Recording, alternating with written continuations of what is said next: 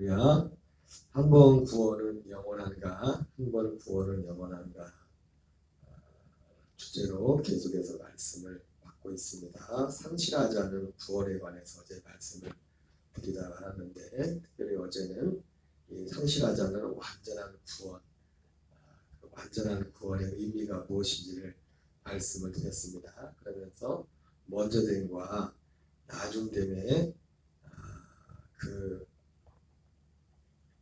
의미에 대해서 두 가지, 먼저됨과 나중됨의 그 의미에 대해서, 첫 번째는 생명을 얻는 부분에 대해서 성경은 말씀하고 있고, 또 하나는 이 생명을 얻은 자들이 한마디로 완전한 구원을 이루어가는 것.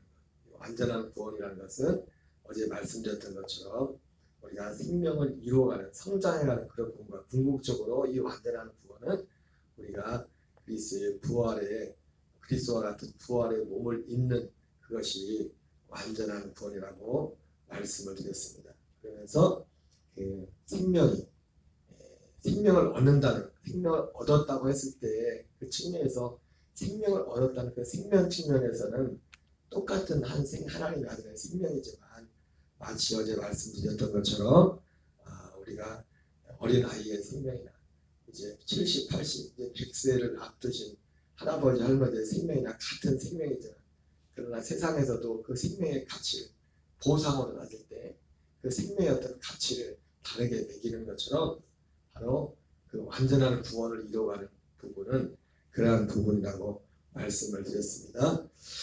그래서 우리가 이 완전한 구원을 이루어가는 것은 특별히 중요한 것이 뭐냐면, 우리가 두 가지 유익이 있습니다. 말 그대로 우리의 진정한 목적인 완전한 구원, 더 나은, 사도 바울이 빌립보서 3장 표현으로 말하면 더 나은 부활에 이르게 하는 그런 복을 받는 것이고, 더 나은, 고린도서 15장에 나오는 사도 바울이 빌립보서 3장에서 더 나은 부활에 대해서, 빌립보서 3장도 그렇고 고린도서 15장도 그렇고 같은 의미에서 부활도, 생명의 부활은 크게 두 종류가 있죠. 심판의 부활과 생명의 부활이지만, 그러나 그 생명의 부활 중에서도 더 나은 부활과 그렇지 못한 부활의 영광이 다르고, 그리고 뭐 단테라는 사람이 옛날에 신곡이라는 그 책에 그런 내용이 나온다는데, 그 심판의 부활도 마찬가지. 심판의 부활도 그 부활의 정도가 차이가 있죠. 그래서 그 신곡이라는 그 책에는 지옥도 급수가 있다고 그렇게 표현이 책에 나오기도 합니다. 아마 그 말이 맞는 것 같아요. 우리가 심판의 부활도, 부활은 크게 보면은 생명의 부활과 심판의 부활이 있는데, 이 생명의 부활도 그 부활의 모습이 다르고, 심판의 부활도 그 부활의 모습이 다르다는 어떤 그런 내용들이 우리가 성경을 통해서 보게 됩니다.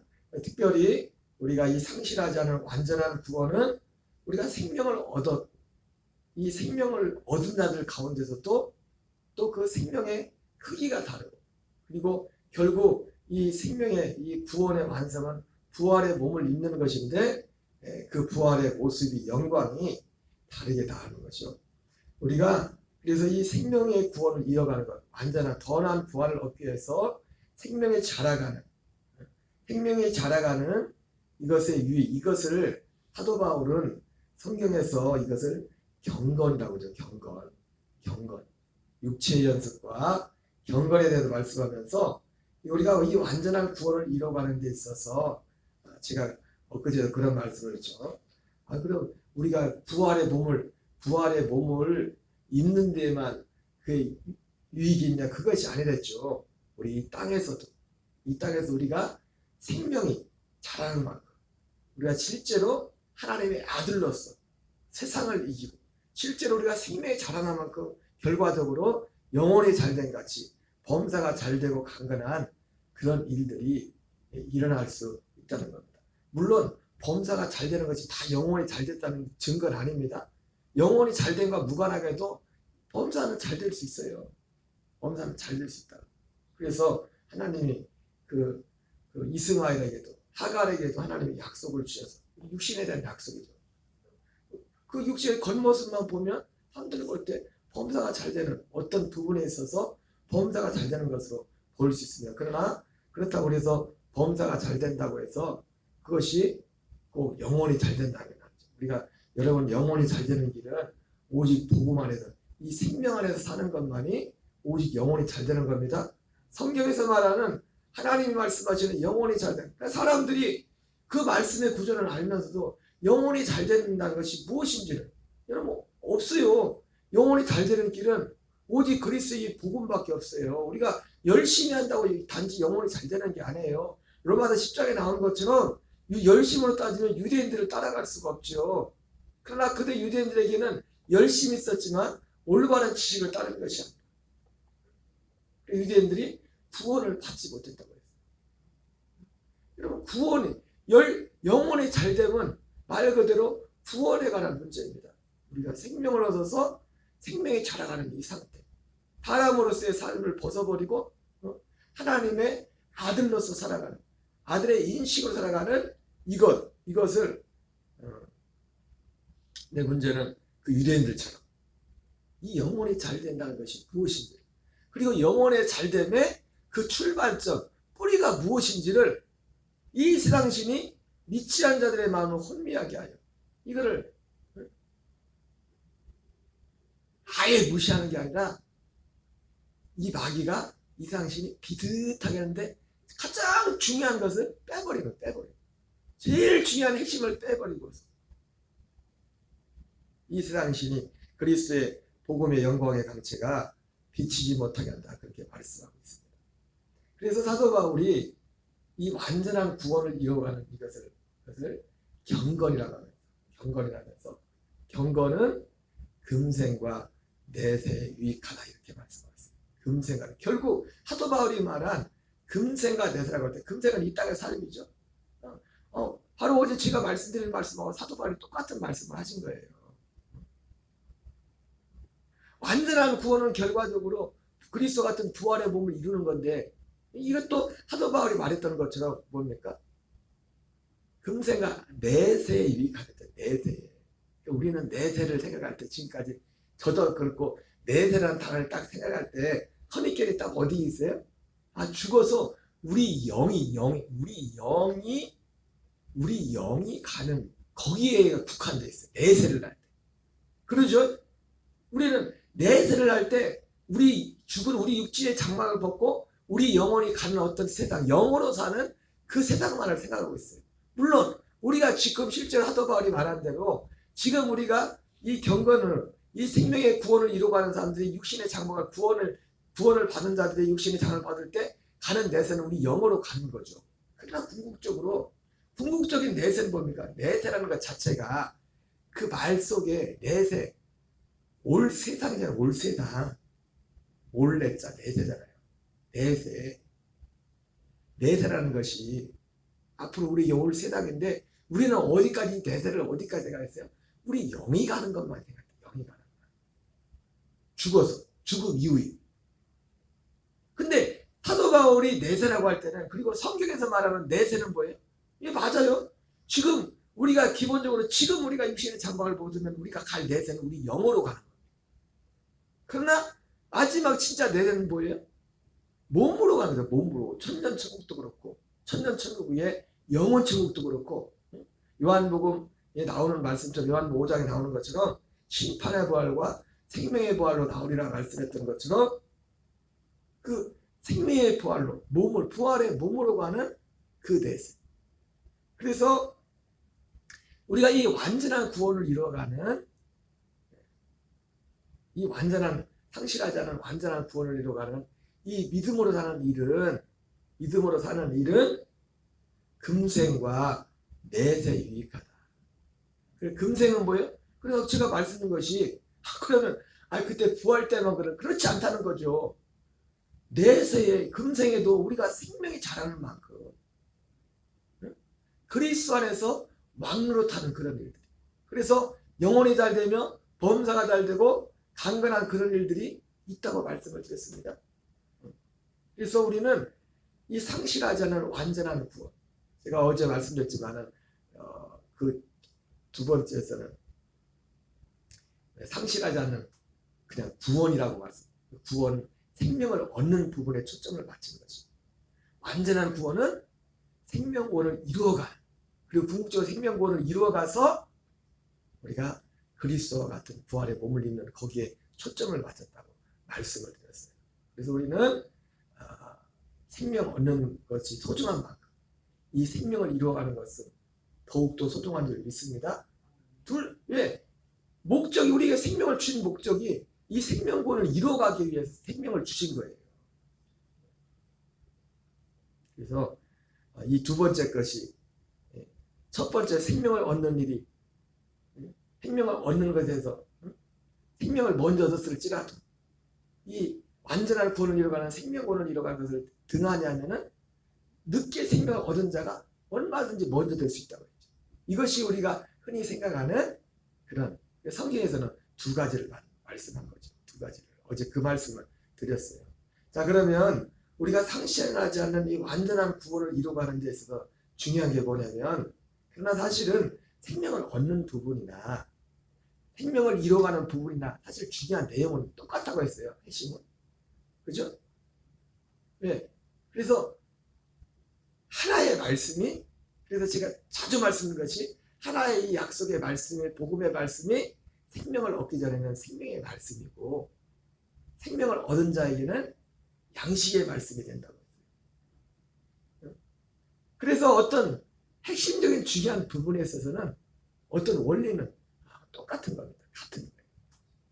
그래서 상실하지 않는 완전한 구원을 이루어가는 부분에 있어서 중요한 것은 약속의 대상은 하나님의 아들 그리스도로 사는 믿음입니다. 약속의 대상은 하나님의 아들 그리스도. 그래서 중요한 게 뭐냐면, 하나님이 약속을 하셨어요. 약속. 이 완전한 구원도 약속을 하셨는데, 하나님이 누구와 약속하셨냐면 그리스도와, 오직 하나님의 아들 그리스도와 약속했어요. 뒤에도 나오지만 갈라디아 3장 20절에 이 약속들은 아브라함과 그 자손들에게 말씀하신 것입니다. 이 약속은 뭐였냐면, 갈라디아 3장 22절에서 이 약속들은 아브라함과 그 자손들에게 약속한 것인데, 여럿을 가리켜 그 자손을 가졌지 않아요. 오직 하나를 가리켜 그 자손을 가졌으니 그 자손은 곧 그리스도라고 했어요.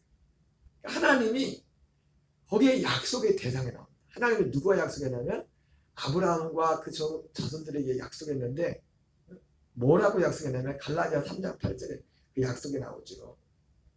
하나님이 아브라함에게 복음을 전하되 이방의 너로 말미암아 복을 받을 것이다. 아브라함과 약속을 했어요. 너로 말미암아 복을 받을 거다. 그런데 실제로 그 복의 내용이 뭡니까? 생명을 받는 거예요. 생명. 생명을 받는 것이고, 이 생명이 자라가서 궁극적으로는 우리가 그리스도 같은 부활의 몸을 입는 것이고, 그리고 생명을 얻는 것 자체가, 출발점 자체가 그 생명의 내용이 뭡니까? 그 아들의 형상을 본받는 거죠. 그 아들과 하나가 되는 거죠. 궁극적으로는 하나님이 아브라함과 약속했지만은 사실은 그리스도하고만 약속한 거예요. 무슨 의미냐면, 아브라함을 알면 모든 이방이 복을 받는다고 했을 때는 하나님이 아브라함에게 이 약속의 복음을 줬잖아요. 약속을 줬잖아요. 이 내용을. 그래서 아브라함이 전하는 그 복음을 통해서 그 복음의 내용 자체가 실제로 이 하나님의 아들의 생명인데, 그런 의미에서 아브라함으로 말미암아 복을 받을 것이라는 것이고, 근데 궁극적으로 아브라함이 우리에게 그 생명을 주는 건 아니잖아요. 생명은 누가 줍니까? 그리스도가 주시죠. 그리스도 자신 주는 거죠. 그래서 하나님이 복을 약속했는데, 누구와 복을 약속했어요? 아브라함과 약속했어요. 아브라함. 너로 말미암아 모든 이방이 복을 받을 것이다. 아브라함과 그 자손들에게. 그런데 실제 그 약속은 누구와 약속한 겁니까? 궁극적으로는 아브라함에게 전하기만 하지 한 자손 그리스도하고만 약속한 겁니다. 왜? 그리스도를 통해서만 그 약속이 이루어지기 때문에. 실제 무슨 말씀 이해가 되십니까? 그래서 어쨌든 그럼에도 불구하고 갈라디아 3장 8절에서는 이 약속들은 아브라함과 그 자손들에게 말씀하신 것입니다. 여럿을 가리켜 그 자손들이라 하잖아요. 아브라함과 그 자손과 약속했다는 거죠. 약속의 대상이 아브라함과 그 자손들이란 말이에요. 그 약속의 내용은요, 아브라함과 그 자손들로 말미암아 이방이 복을 받을 것이다. 그 복의 내용은 하나님의 아들이 되는 거고, 그리고 하나님의 아들의 생명으로 사는 거거든요. 그리고 궁극적으로는 나중에 하나님의 아들과 같은 그 부활의 복을 있는 것이거든요. 그런데 그 약속이 궁극적으로 약속의 대상이 그리스도란 하나님의 아들 그리스도라는 거예요. 예. 결과적으로 이방의 모든 사람들에게도 이 복을 주는 복의 직접적인 통로는 아들 그리스도밖에 없어요. 궁극적으로 그분을 통해서 아들 그리스도를 통해서 생명을 얻는 일이 시작되게 되기 때문에, 그래서 약속의 대상인 하나님의 아들 그리스도로서 하나님의 아들.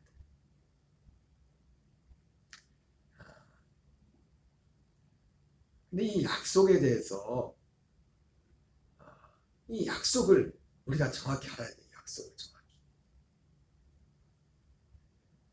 약속의 대상인 하나님의 아들 그리스도는 누구예요?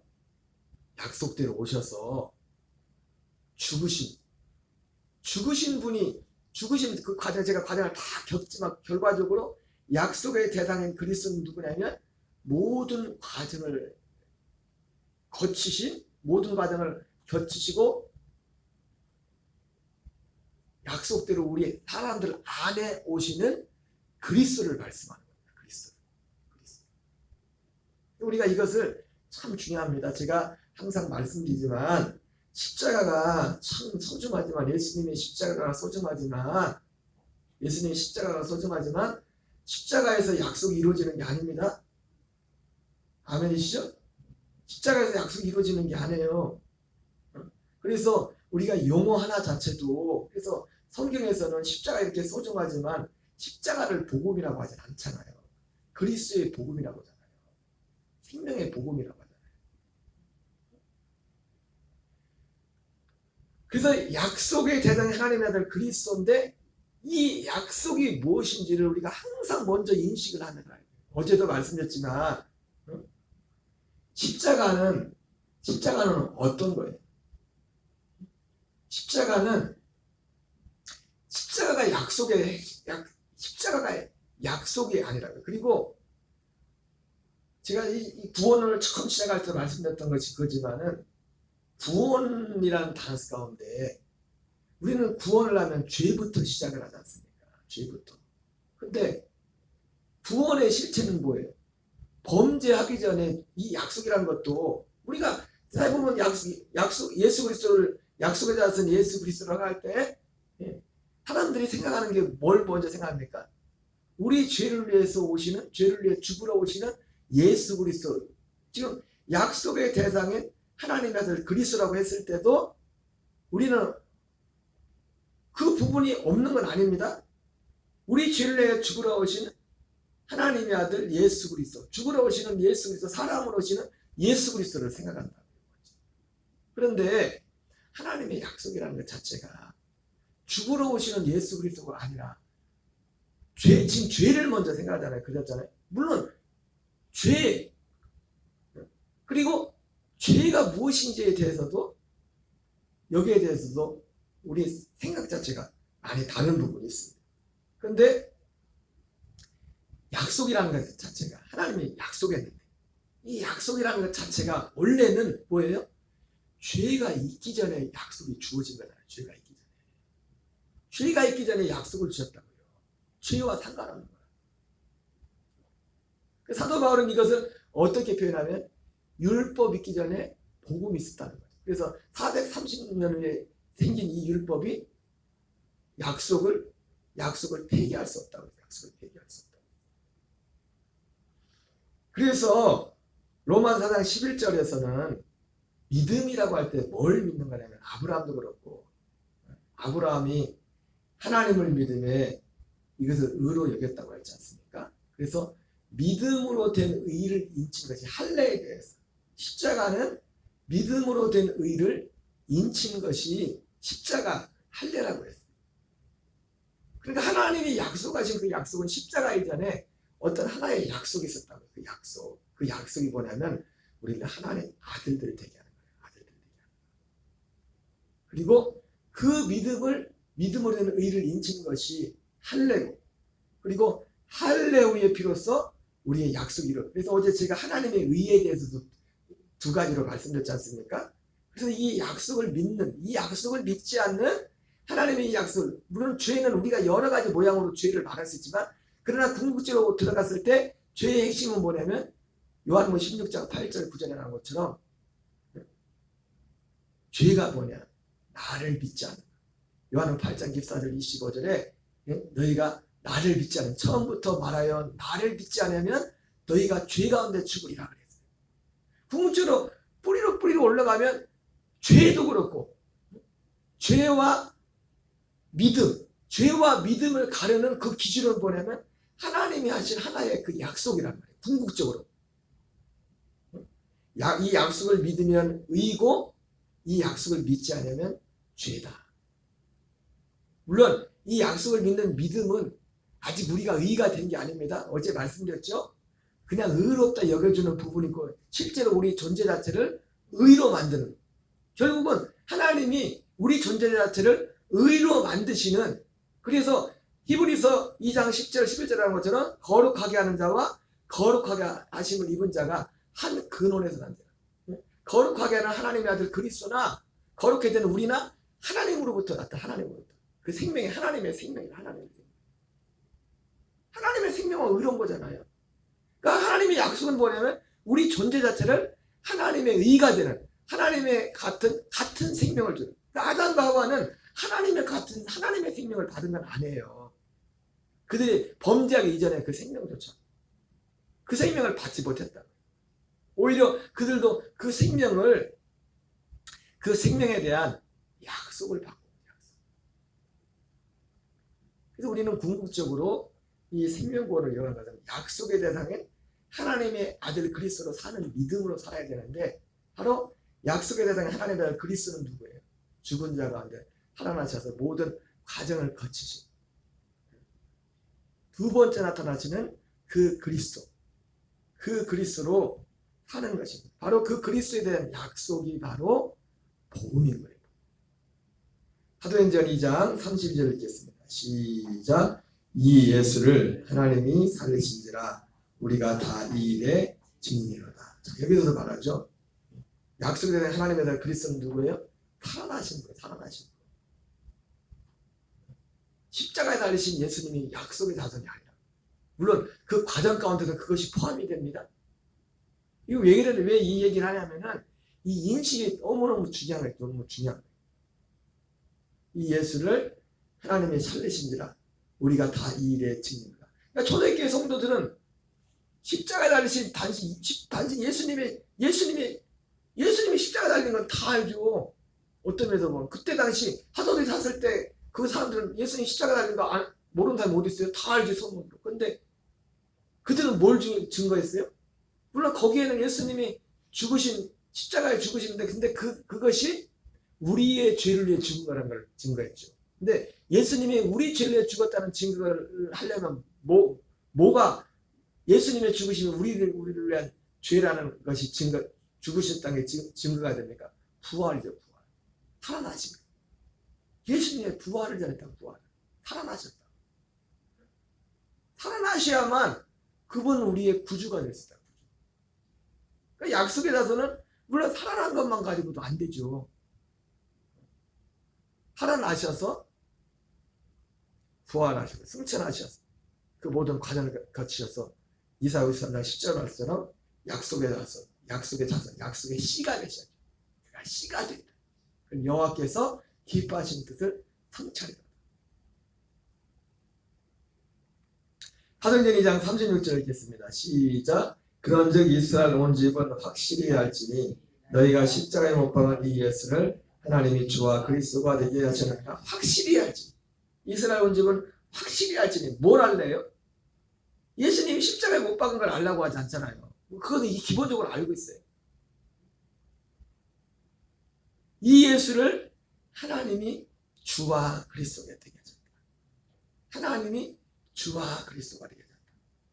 그 앞에서는 하나님이 이 예수를 하나님이 살리십니다. 하나님이 살리셔서 이 예수를 주와 그리스도가 되게 하셨다.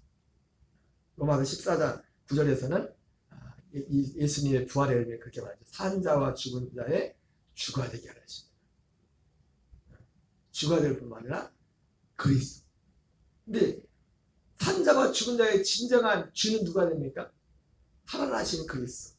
그리고 살아나시고 승천하셔서 약속의 자손 씨가 되신 그 그리스도만이 진정한 의미에서 산자와 죽은 자의 주가 되는 것입니다. 주가 되는 거예요. 하나님의 약속은 바로 약속하신 그리스도는 바로 이 그리스도입니다.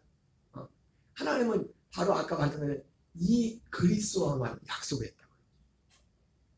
너로 말미암아 모든 사람이 복을 받을 거다. 그러니까 생명 얻는 일이 그러니까 결국 그 복은 우리가 생명 얻는 거잖아요. 그 생명으로 사는 거잖아요. 그 생명을 주는 거예요. 예수님도 요한복음 6장 63절에서 살리는 것은 영이니 육은 무익하다. 예수님이 육체로는 생명을 못 준댔잖아요. 예수님 죽이는 일을 하지.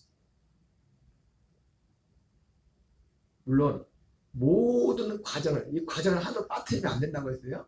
그러나 하나님이 약속하신 약속에서는 하나님이 약속하신 약속의 대상은 이 모든 과정을 거치신 살려주는 영으로 오시는 그리스도 그분과만 약속했다는 거예요. 하나님 그분과만 너로 말미암아 모든 사람이 내가 창세전부터 얘기했던 그 복을 받을 거다. 그 복을 생명을 얻을 거다. 생명을 얻는 것은 복의 완성이 아닙니다. 복이 시작된 겁니다. 생명을 얻되 더욱더 풍성해.